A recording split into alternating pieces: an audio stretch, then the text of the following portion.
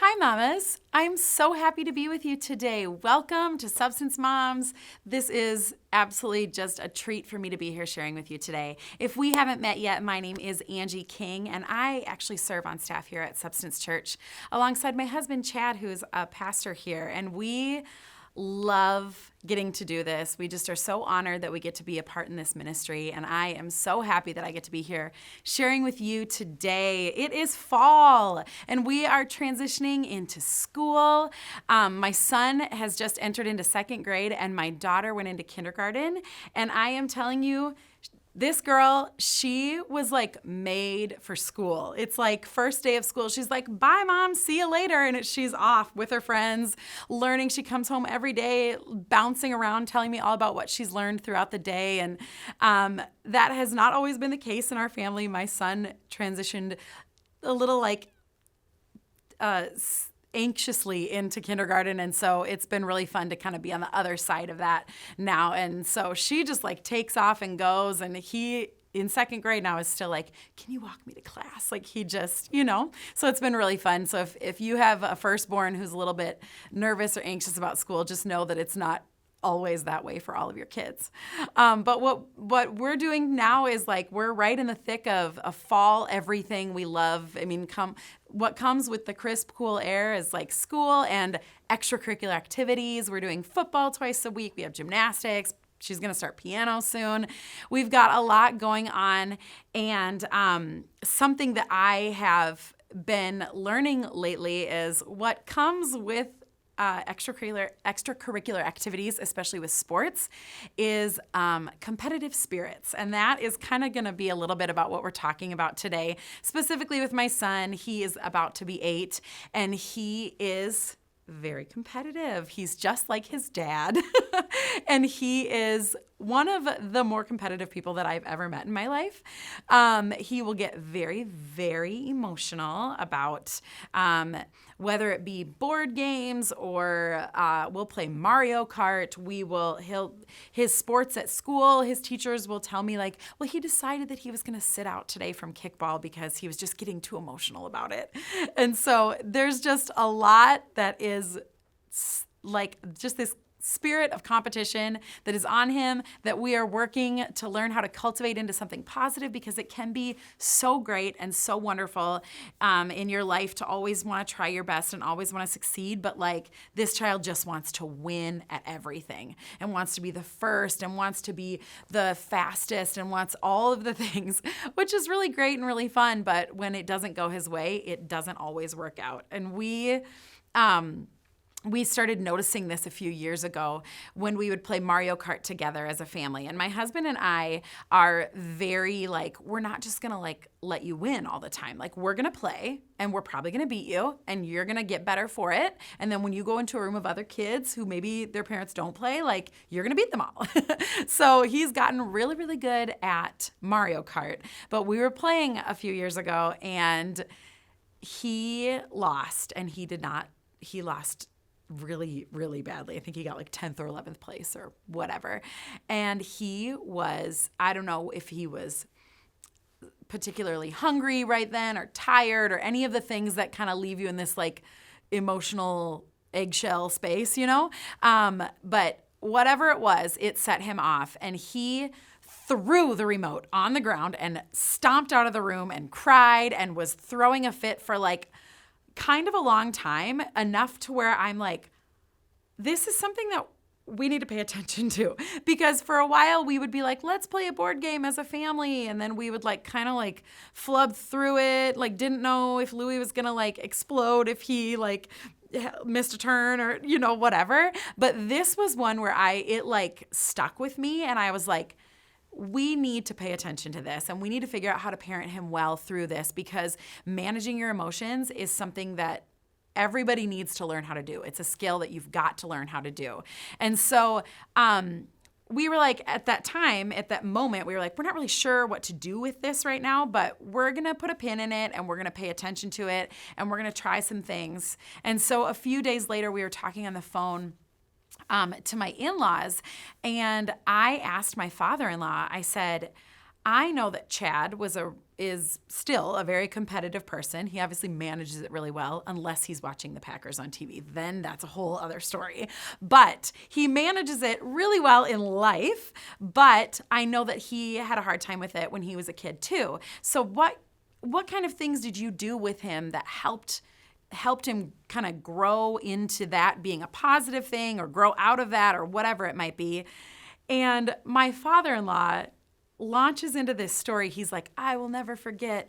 He's like, Chad, he was about Louie's age, and we had an old Nintendo 64, and we were playing Mario Kart, and Chad lost, and he threw the remote on the ground, and he stomped out of the room, and I was like, were you in my living room a couple of days ago? Like, this is literally the exact same story, and we were just laughing. We could not believe how similar they are.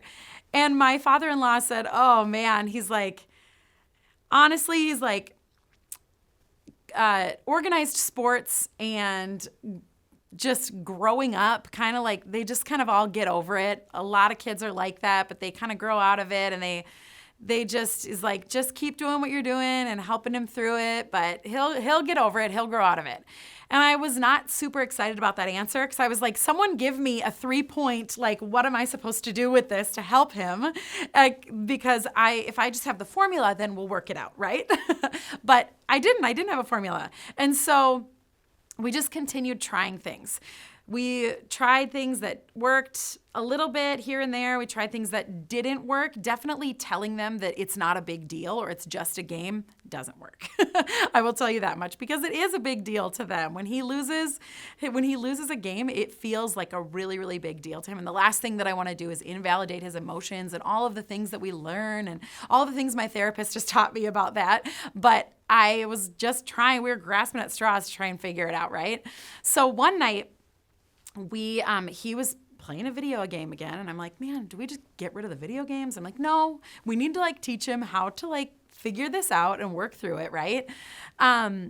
So one night he was playing this video game, and he had worked so hard to get to this place, and he was just about to like pass the next thing, and he died, and it was his last life, and it was game over, and it was like hysterics. Like, you would have thought a bomb went off. He was just so mad, like stomped up to his room. I could hear him yelling in his room. He was punching his pillows. He was just, his lid was flipped at that point in time, very much so.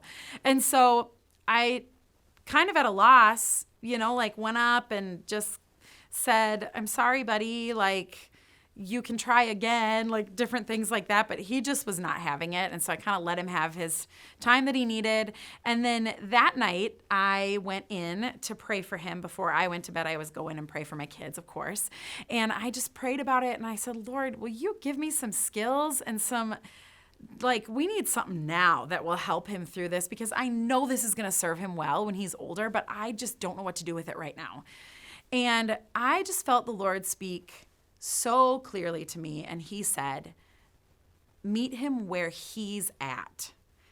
And so that's what I'm going to dive into today, is what that meant for us and how that has shaped the way that we've parented him in these emotional outbursts. And it can be with anything that your child has an emotional outburst with, and a difficulty in managing or regulating themselves. But it was in that moment that I kind of had this realization, meet him where he's at.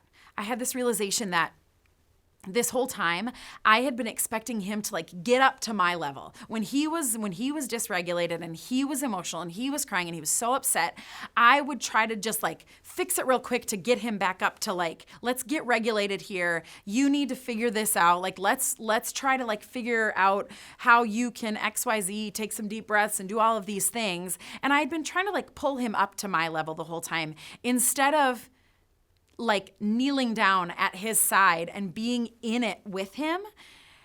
And I realized, and as I've like processed this with the Lord and unpacked it with him and read my Bible, what is it that God says or does in situations like this? He literally meets us where we are. And the Bible talks about this over and over again. Psalm 34:4 in the Message, I love this translation. It says, God met me more than halfway. He freed me from my anxious fears. Luke 19:10 says, "For the Son of Man came to seek and save the lost." He came to find us. He didn't come and just stand around and wait for us to get to his level. He came to seek us and save us. Romans 5:8 says, "But God shows his love for us in that while we were still sinners, Christ died for us." While we were still sinners, he died for us. He always meets us where we're right where we're at, not where we're supposed to be, or not where he wants to see us get to. And he doesn't demand that we come up to his level, which, hello, that's not possible. Our feeble human minds cannot get there, right? He just comes and sits with us, and he cries with us, and he rejoices with us, and he's excited with us, and when we're in pain, he's in pain with us. He just comes and he's there with us. I read the parable of the wandering sheep in regards to this. This is I know most of you probably already know this story, but in Matthew 18, it says, starting at verse 12, it says, "What do you think? If a man owns 100 sheep and one of them wanders away, will he not leave the 99 on the hills and go look for the one that wandered off? And if he finds it, truly I tell you, he is happier about the one sheep than about the 99 that did not wander off. In the same way, your Father in heaven is not willing that any of these little ones should perish." See, the shepherd didn't call the sheep, "Come back here, get back here," like we do to our dogs, right? He went to find that sheep. He met the sheep right where the sheep was at, and he brought him back. And that is our job, mamas, to go to our kids, to be with them, to sit with them, to allow them to feel what they're feeling without trying to fix it in the moment. And as I have shifted my parenting to this, I have noticed that it happens fewer times and with less intensity every time that I just go sit next to him and I just say, "Man, I'm sorry, bud. I know that feels really frustrating." If I just say that and I give a hug, and I just sit with him while he is feeling this frustration, it kind of just diffuses it immediately. I always ask him if I can help, and generally the answer is no, because honestly, I don't think he even would know what he needs in that moment. Sometimes he'll be like, "I just need to win." And I'm like, sometimes that can't happen, but what is a way that I can help you? I just give him a hug. I let him do his thing, and every single time, he picks himself back up and he tries again. And I honestly believe that this is because he knows beyond a shadow of a doubt that he is supported and loved by me, and he is safe in the same way that we are always supported and loved by God, and we're safe with him. So this was a big perspective shift for me, and I imagine that some of you hearing this today, it's kind of a shift for you too. It's one thing to have high expectations for our kids. I think that we should have high expectations for our kids because a lot of times they are capable of way more than we give them credit for. But to expect them to get to a level that developmentally is not where they're at is actually just making it harder on ourselves. And we're not doing them any favors because they literally cannot meet us at our level. And why should we expect them to never have an emotional outburst or a hard time with something? Because I am 39 years old and I still, I would say almost regularly have times of emotional dysregulation. But the truth is that God, he delights in his children, in each and every one of us. His word says that he loves us and wants everyone to be saved and come to know the truth. So I just want to challenge you and encourage you today to consider how you've been parenting your kids through some emotional dysregulation and ask the Lord to reframe your mind so that he sees your children, or so that you see your kids the way he sees them, and that you see yourself the way he sees you, even when you're walking through a rough patch of emotions. I know that for me, when things are going great, it's really, really easy for me to be like, "Oh, I totally see how God loves us when I look at my kids," because it's this joy, and it's when you hold your brand newborn baby and they're just sleeping in your arms and you're like, "Oh Lord, I've never felt love like this. This must be a glimpse into how you feel about us."